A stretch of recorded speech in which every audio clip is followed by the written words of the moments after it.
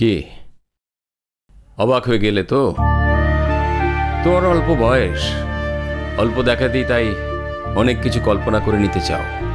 যা দেখছো তা বিশ্লেষণ করার চেষ্টা করো না।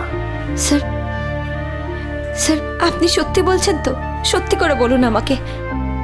ইমন, যতই তুমি আমার মেয়ের মতো হও, আমি যতই তোমার বাবার মতো হই না কেন, কলেজ প্রেমিসেসে অনেক ছাত্রছাত্রী হেঁটে যাচ্ছে, অনেক শিক্ষক শিক্ষিকা। তুমি এইভাবে আমার হাত ধরে থাকলে এর উল্টো মানেটা করতে কেউ কেউ নাও ছাড়তে পারে। Sorry, sorry sir.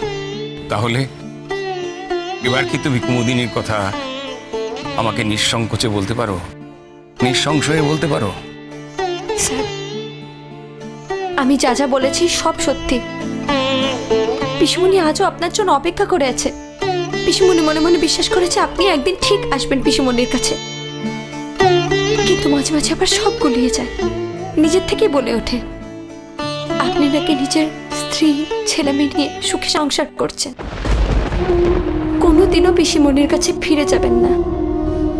কিন্তু আমি কথা দিয়েছিলাম পিসিমণিকে যে একদিন পিসিমণি নিজের জীবন থেকে যা যা হারিয়েছে সব ফিরিয়ে দেব, সব। স্যার, আমি আমার এই কথাটা রাখতে পারবো তো স্যার? এটা আমার কাছে জানার খুব দরকার। প্লিজ বলুন, আমি পারবো তো? ইমন, এমন একটা খবর আমাদের মাঝখানে কেউ হাওয়ায় উড়িয়ে দিয়েছিল, আর সে কথা হাওয়ায় ভাসতে ভাসতে আমার কাছেও এসেছে। আমার কাছে এসেছে যে কুমুদিনী বিয়ে করেছে, স্বামী নিয়ে, ছেলে মেয়ে নিয়ে সুখে সংসার করছে।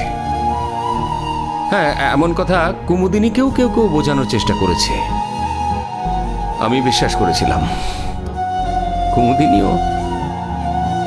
অথচ দেখো, সারা জীবন ধরে আমরা একা রয়ে গেলাম, একেবারে একা। স্যার, বলছি এটা একটা পাবলিক প্লেস, আপনি এখানে সবার সামনে চোখের জল ফেলবেন না প্লিজ। অনেকগুলো বছরের অনেক ঘটনা, অনেক স্মৃতি ঝোড়ো বাতাসের মতন সপাটে এসে আছড়ে পড়ছে মনের ওপর। আমি কি করি বলো তো ইমন মা? আমি নিজেকে কন্ট্রোল করতে পারছি না। অনেক দিন ধরে চোখের জল জমিয়ে রেখেছিলাম নিজের ভেতরে, আজ সমস্ত বাঁধ ভেঙে বন্যার মতো সেগুলো বেরিয়ে আসতে চাইছে। স্যার, আপনি এবার পিসিমণিকে ভালো করতে পারবেন তো? কি হয়েছে ওর? আপনি পিসিমণিকে চোখে দেখলে সহ্য করতে পারবেন না স্যার। অসম্ভব মনের জোর নিয়ে আপনাকে পিসিমণির সামনে যেতে হবে। কবে নিয়ে যাবে বলো? আমি আর একটা দিনও অপেক্ষা করতে চাই না। এমন বলো, কবে নিয়ে যাবে? কবে? একদিন ওই বাড়ির লোকজনই আপনাকে ফিরিয়ে দিতে পেরেছিল, তাদের বংশমর্যাদা, তাদের স্টেটাস, এসবের কথা ভেবে। কিন্তু আমার বিশ্বাস আছে আজ ওরা এটা করতে পারবে না। তুমি কি আমার মুখ থেকে কথাটা বলিয়ে নিতে চাইছো? তাহলে আমি বলি,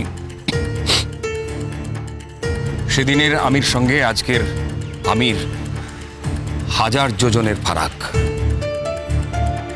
আজকের আমি মোটামুটি একজন গণ্যমান্য ব্যক্তি। আজকের আমাকে উপেক্ষা করার ক্ষমতা ও বাড়ি কারো হবে না।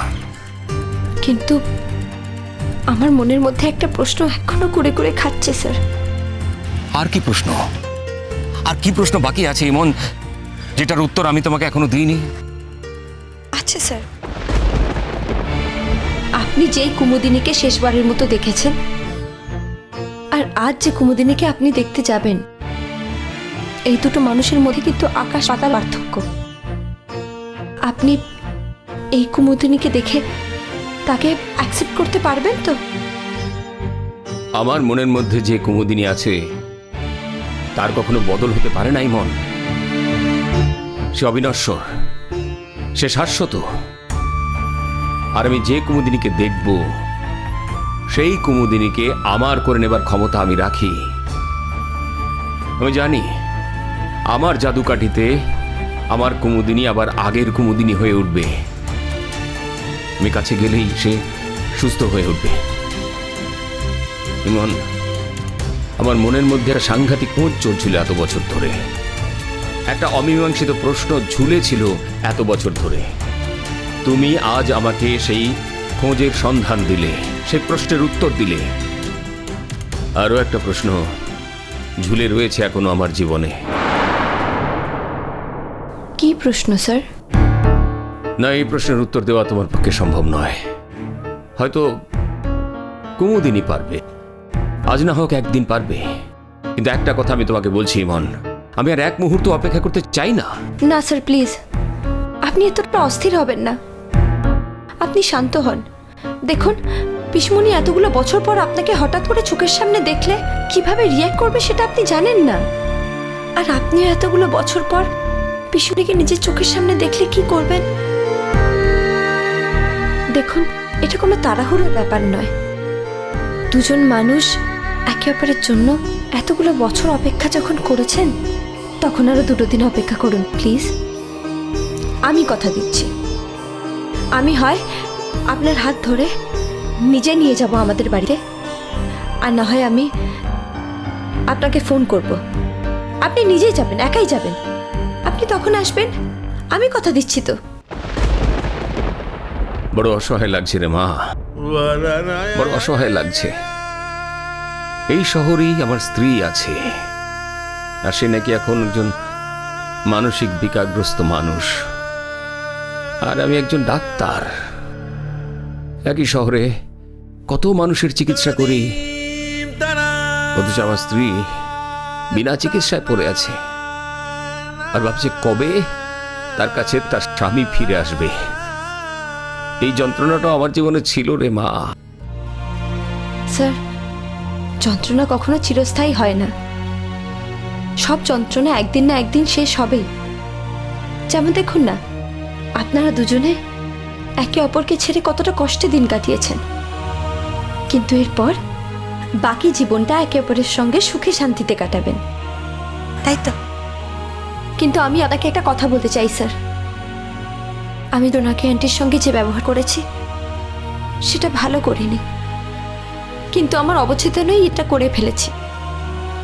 আপনি আপনি প্লিজ ডোনাকি আন্টিকে বলবেন আমি একদিন যাব, গিয়ে রান্না খেয়ে আসবো ওনার হাতে, আর আমি নিজে ক্ষমাও চেয়ে আসবো। আচ্ছা স্যার, ডোনাকি আন্টি সব জানে তো? আমার জীবনের সব ঘটনাও জানে। তো আমাকে মায়ের মতো শুশ্রূষা করে, ও যে আমাকে বোনের মতো ভালোবাসে, ও তো আমাকে বন্ধুর মতো পরামর্শ দেয়।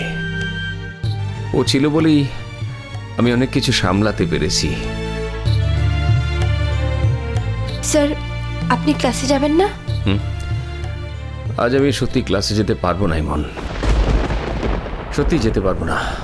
তুমি ক্লাসে চলে যাও, আমি ফিরে যাচ্ছি। স্যার, আজ আমাকে আটকেও না ইমন। আজ এই একটা দিন আমার নিজের সঙ্গে থাকাটা খুব দরকারি। একটা দিন প্লিজ ইমন, জাস্ট একটা দিন। স্যার আপনি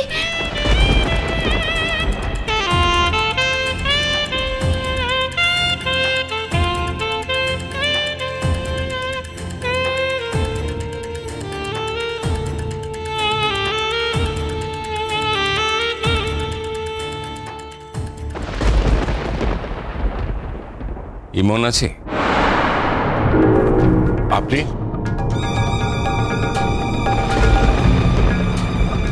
তুমি?